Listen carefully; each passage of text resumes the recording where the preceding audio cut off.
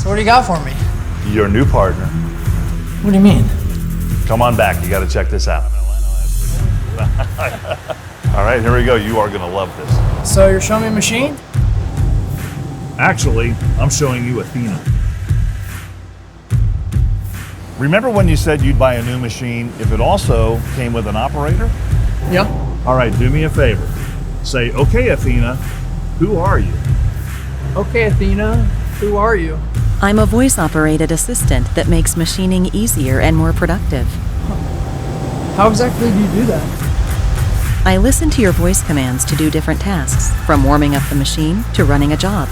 I can give you status reports, notify you of upcoming events on the machine, run you through a startup or maintenance checklist, zoom in and out of a part print, and coach you with videos. I do my best to close the skills gap, increase the use of an OEM's special features, boost universality among various OEM brands, and enable the operator to perform better. Is this for real? It sure is. So I could hire a pizza delivery guy and he could operate this machine? Yep, pretty much. Holy shh. Sorry, Athena. That's okay. I love shop talk. Ah, yeah. Pretty good, man. Athena, the voice of manufacturing.